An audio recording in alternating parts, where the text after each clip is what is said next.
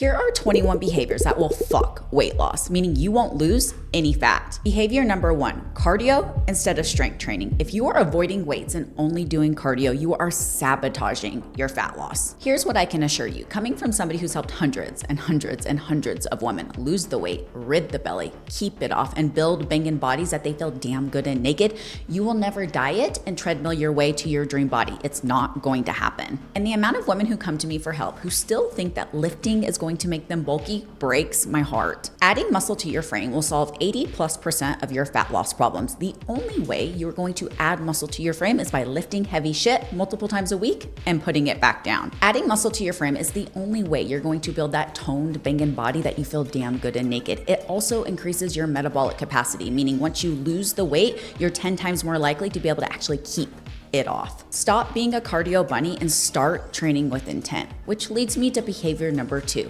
Fasting without a strategy. Here's the thing, fasting Felicia doesn't come and sprinkle her fairy fasting dust on you and you only eat within magical windows and you biohack your way into being a fat burning machine. It doesn't work that way. Fasting can help create a calorie deficit, and as most of you know, you have to be in a calorie deficit to lose body fat. But let's chat about my beef with fasting. I've helped hundreds of women out of the fasting rut, and every single one of them have the same exact story. What starts in a 16-8 eating window ends up with them eating one meal a day. Why? Because the scale stops moving. And every single time the scale stops moving, you reduce your eating window even more. Also, the majority of you can't get enough protein in a normal eating window, let alone a restricted eating window. So if you're not eating enough protein and you're in a calorie deficit, you're losing muscle mass. So you're over here fucking giddy because the scale is going down, but how much of that's coming from your muscle mass? I don't want to talk about, which is taking you in the ass backwards direction of your goals. And when the scale stops moving and you end up in a place where you're only eating one meal a day, I guarantee you, you're not eating enough protein. So yes, fasting will work if you're in a calorie deficit, but a calorie deficit works without fasting. Crazy concept, which leads me to behavior number 3. Undereating protein. Here's the thing, calories are king, but protein is queen, and together they build the kingdom. Eating enough protein is the only way you'll ever add muscle to your frame, but at bare minimum, sustain and maintain the muscle mass that you do have. It possesses the highest thermic effect of food, meaning we burn more calories just digesting protein. It's also going to help keep your belly happy and satiated. How much protein you should be eating needs to be very unique and individual to you. 0.7 to 1 gram of protein per pound of body weight. The leaner you are, the closer to the full gram you need to be.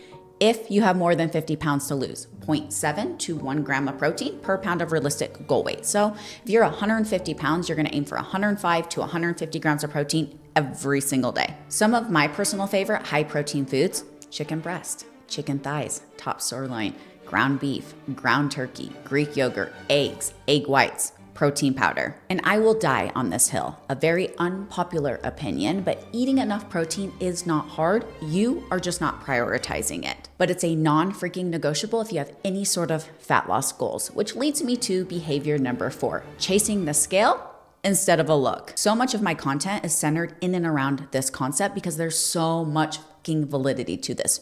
You are not chasing a number. You are chasing a look. And that look is A, going to weigh a ton more than you think that it does, but B is only going to be found in the phases when you are not dieting. The amount of women who come to me really fucking frustrated because the chokehold that the scale has on them has kept them from building their dream body. I can tell you right now on my team, the scale is the least valuable measurement of success that we have. And I can promise you, you could give 2 fucks what the scale says if you look in the mirror and you're like, hot damn, I did that. I built that. Do not be the girl that is pigeonholed by a piece of number that you stand on that tells you your relationship to gravity. Which leads me to behavior number 5, not sleeping.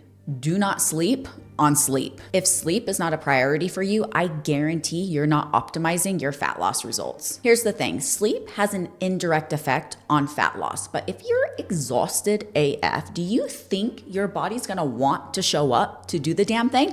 Probably not. Sleep affects your energy, your mental clarity, your mood, your hunger hormones. More sleep leads to more energy, which means you're burning more calories. It leads to better choices with your nutrition, and you're just a happier individual all around. Aim for 7 to 8 hours of sleep every single night and make it a priority. Which leads me to behavior number 6, overtraining. More is not better, better is better. Let that sink in. I'm gonna say that one more time. More is not better, better is better. Here's the thing. It is the training sessions that we can give 100% to that are the training sessions that actually move our needle forward. So if you're in the gym 6-7 days a week, I guarantee you're giving me 60-70% because recovery is not on point. That's not going to move our needle forward. I personally love a 4-day split because at 4 days, we can prioritize rest and recovery just as much as we do training. And if you want to be able to add muscle to your frame, you have to be able to take muscle to failure. Training at 60-70% is not going to get the job done. Which leads me to behavior number 7, lack of strategy. You don't lack discipline, you lack direction. I used to think I needed more discipline. Turns out I just needed a better plan. And what I mean by that is I would be willing to bet you have never taken an approach of actually giving your body what it needs to thrive. It's less calories, less carbs, more crazy cardio, driving your body into the ground. All you know is restriction. Nobody can stay disciplined to restriction like that. So if your strategy is purely based in restriction, I guarantee you're going to continue to ride the vicious, self-sabotaging merry-go-round. I can't give you exact numbers because, well, I don't know anything about you, but let me give you a framework of what you need to prioritize if you want to lose the weight and actually be able to keep it off. And this strategy works every single freaking time when implemented correctly. A calorie deficit, eating enough protein, eating enough fiber, at least 25 grams a day, strength training, mindful movement, rest, recovery, wash, rinse, repeat. Works like a charm. Which leads me right into behavior number 8, eating processed junk, but it fits your macros. And here's the thing, your girl is all about flexibility and freedom. If you want to eat a donut, eat the damn donut, track it, fit it into your day, and move on. But if 80+% of your day is coming from processed junk and you're seeing zero zilch nada results, but it fits within your day, it fits your macros, well, that would be the first place I would look. Stop justifying shitty food choices because it fits your macros. We have a rule on my team. 80+% of our day comes from single ingredient whole food sources. And that allows the 20% for the fun foods, for the soul foods, as we like to call them. So here's the thing, there's no bad foods. There's no foods that are off limits, but we need to prioritize single ingredient whole food sources, understanding how to eat the foods that we need and combine it with the foods that we love. Which leads me right into behavior number 9, ignoring fiber. Because I promise, if it's not moving, you're absolutely not losing. I've seen so many women miserable, bloated, uncomfortable, simply because their digestion is off. Consuming enough fiber is going to be your best freaking friend here. I like to start with 25 grams per day for females, 35 grams per day for males. And no, you should not need a fiber supplement if 80+% of your day is coming from single ingredient whole food sources. Some of my personal favorite fiber sources: oats, berries, chia seeds, green veggies, avocados, black beans. Digestive health, gut health, weight management, blood sugar regulation. The benefits of fiber are endless. Which leads me into behavior number 10, doing ab workouts for a flat stomach. I hate to be the bearer of bad news. Please don't shoot the messenger, but there's no amount of crunches that you can do that is going to burn belly fat. The saying, abs are made in the kitchen, really means we reduce body fat through a calorie deficit, not 100+ sit-ups a day. And honestly, a more effective way to build your core abs is going to be through your compound movements, squats, deads, presses. Training those movements correctly, you are indirectly training your abs. And no, I'm not saying that core work doesn't have its time and place, but if you want abs, focus on the big rocks that are gonna move your needle forward, not the tiny pebbles. Which leads me to behavior 11, relying on supplements to do the work. If you think that fat burner is your magic pill, your secret sauce, girlfriend, think again. The supplement industry is a multi-billion-dollar industry, and 98% of supplements are absolute garbage. And I promise you, there is no supplement on the market, if your basics and your non-negotiables are not mastered, that is going to do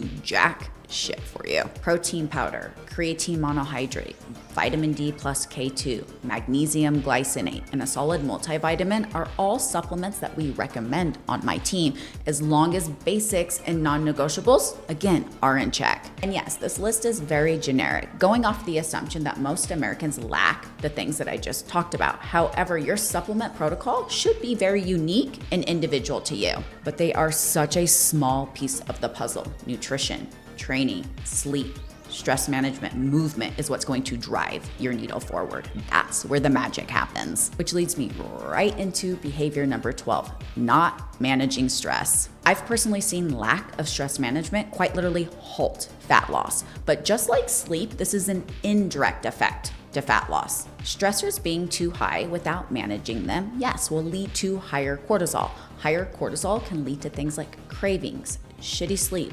bloating, which indirectly makes achieving a calorie deficit really freaking challenging. So if you have high cravings, let's be honest, nobody's craving a chicken breast. You want highly palatable, highly calorically dense foods. But please, for the love of God, do not fall victim to a cortisol cocktail. There is no pink drink, no hormone balancing drink that's going to help you reduce body fat. Manage your stressors, get outside, take a walk, but control your nutrition. That drives your success. Which leads me right into behavior number 13, drinking your calories. Your daily caramel macchiato can be costing you a lot more than you think. And I'm not just talking your pocketbook. Most people's coffee orders are packed with more calories than an average breakfast, which doesn't leave your belly happy or satiated. There's no nutritional value whatsoever, which leads to more cravings. And please don't twist what I'm saying. I'm not saying that you can't enjoy these items. I am saying if you're struggling to lose body fat, a solid understanding of how calorically dense these items are is going to be a game changer for you. Because I can promise you, hardly eating doesn't necessarily mean low calories, which leads me right into behavior number 14, over restriction. It's killing your fat loss goals. Your restriction is leading to your binge every single freaking time. And where I really see women struggle with this is that they still have this idea of good food versus bad food, meaning food controls you, you don't control it. So for example, the donut is bad. You can't eat the donut because the donut's the reason you're gaining weight. Restrict, restrict, restrict, restrict, until the coworker brings a box of donuts into the office. Girlfriend, you can't just eat one, you eat 6 like an asshole. But if you understood that, again, there's no good food versus bad food, and you could eat a donut every single day of your life and still drop body fat, well, that donut loses its power really freaking quickly. Understand and educate yourself on how to eat all of your favorite foods. All foods fit in the right amounts. That is going to dramatically reduce your need to binge. Which leads me right into behavior number 15, not drinking enough water. Dehydration can mimic hunger and it's slowing down your fat loss results. How much water? 80 to 120 ounces is solid, but use your pee as a guideline. We want mellow yellow. We're not looking for fluorescent yellow. We're not looking for watered down yellow. We want mellow yellow. Flavor your water if you need to. Put it in a cute freaking cup. Keep it in front of you so you can see it. All of these things are going to help increase your water consumption. Now let's chat behavior number 16, optimized hormones. Optimal, not normal. Optimal hormones, especially in menopause, are going to drive your fat loss success. If you want to look and feel as good as you did in your 20s and 30s, you need the hormones you had in your 20s and 30s. And there is no better way to optimize our hormones than our lifestyle. However, ladies, at some point as we age, we stop producing these key hormones and they will need to be replaced if you want to thrive. Testosterone, progesterone, estrogen, DHEA, and thyroid at some point will all need to be replenished. And please, ladies, it is so crucial that you are working with somebody who's treating symptoms, not labs. And here's the thing, it's probably not going to be your primary care physician. Most PCPs don't have an in-depth understanding of hormones. They're going to peg you within ranges on a sheet of paper, and they're going to treat you off of labs, not off of symptoms. We've added a hormone optimization team to my team for this very exact reason. I want you to think about it this way. If you needed open heart surgery, are you going to go to your primary care physician? Nah, you're going to go to a cardiologist because that's what they specialize in. Your hormone protocol should be no different. My hormone optimization team has replaced the majority of my clients' primary care physicians when it comes to their hormone protocol, and it has made a world of a difference. Please do your research, advocate for yourself. You deserve to feel fucking fire. Which leads me into behavior number 17. Not tracking your food. And here's my stance on tracking, and something that I'm so freaking passionate about. But we track for the short term, so we do not have to track for the long term. I don't want anybody attached to a food scale or a tracking app for the rest of my life. I just don't. That is not a lifestyle. That is a motherfucking prison sentence. However, there is a time and place that I feel like every single person on this planet should track. And in a fat loss phase is one of them. The goal for every single client on my team is intuitive eating, but that right is earned. It's not given. Let's chat about the benefits of tracking and why I'm so passionate about it. It's first and foremost going to teach and educate you how much you are or are not eating the majority of the time. It's going to help educate you on how to eat all of the foods that you love and still see success. How much more likely are you to sustain your results? I'm talking get it off and actually keep it off if you're eating all of your favorite foods. Chances of success at that point quite literally skyrocket. And the third reason, tracking enables us to chase a very specific outcome, i.e. the look that we're after. Remember, you're not chasing a number, you're chasing a look. The goal of a dieting phase is to get in and out. We don't want to live in this phase any longer than we need to. And if you're not tracking, I guarantee you're just throwing bullshit at a wall, praying that it sticks. We're prolonging this phase. We don't want to do that. Most people dramatically underestimate how much they're really consuming and overestimate how much they're moving. At the end of the day, we cannot manage what we cannot measure. And if you ever want to lose the weight and actually be able to keep it off, you need the basic education and you need to master the basics of what tracking gives us. Now let's chat about behavior number 18. Training versus exercising, because they're two very, very, very different things. There's a difference between going through the motions just to get it done versus training with an actual strategy. We don't work out on my team, we train, and we train with mother effing intent. That's how we drive the jaw-dropping results that we do. Training equals strategy, because I promise your F45, Orange Theory, Fit Body Boot Camps aren't nearly as effective for actually changing the way that your body looks as you think that they are. Training needs to be in alignment with your goals. And if your goal is a banging bod that you feel damn good and naked, your high intensity interval training classes aren't the move. You need to be implementing a properly built strength training program focused on progressive overload. Please, please, please make sure that you're tracking your training to ensure that you're getting stronger. And taking muscle to failure is key here. Remember, hard doesn't necessarily equal failure. It's gonna take some reps, no pun intended, to understand what failure really looks like. But a really good cue that I use for my girls is the last 2 reps of whatever it is that I'm programming need to be a struggle. Curse my name underneath your breath, whatever the case may be, with proper form, of course. But if you're just flying through your shoulder presses and you're like, all right, what's the big deal?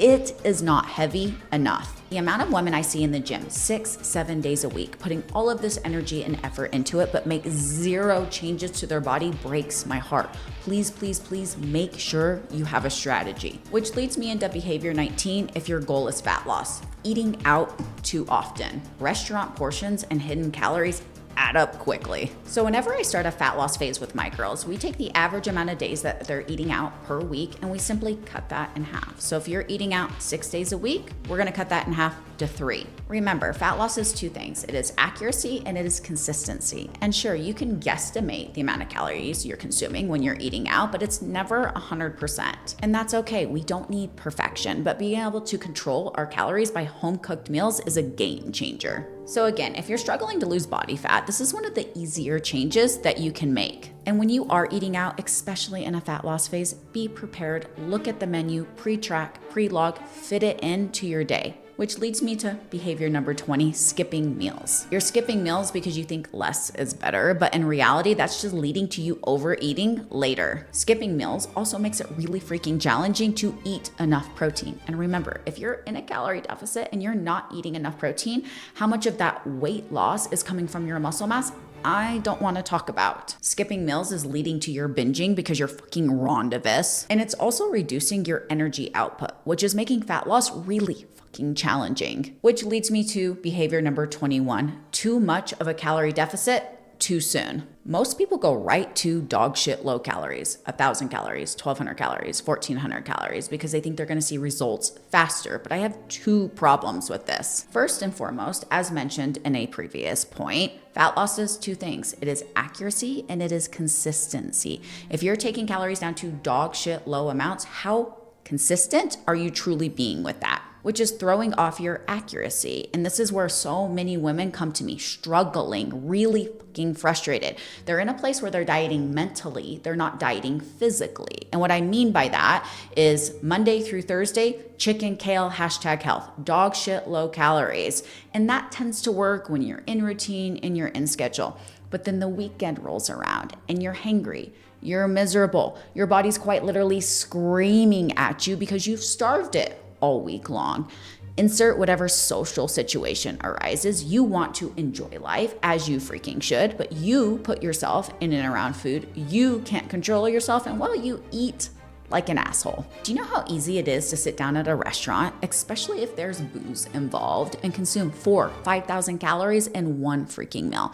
So what does that do for you? Well, that throws you out of a calorie deficit for the entire week. And honestly, this is the most frustrating fucking place to be in because you're putting the energy and effort into it. You're doing the damn thing the majority of the time to reap zero, zilch, nada results in return. Hence the dieting mentally, not dieting physically, which leaves you riding the vicious self-sabotaging merry-go-round. This is why you're always dieting with zero results to show for it. So if we can increase our calories, fueling our body throughout the week is going to reduce our need to binge. My second issue with this, the definition of a calorie is quite literally a unit of energy. So wouldn't it make sense that the more energy you give yourself via your input, the more energy you have to output? Fat loss, we control this as energy balance in two different ways. The food that we eat, the food that the energy that we expend. So if we're dramatically reducing our input, we're dramatically reducing our output. Less calories means less movement. Less movement means less calories burned, which can dramatically slow or even stall your results. I see so very often people hyperfixating on their input, but very little energy or effort into their output.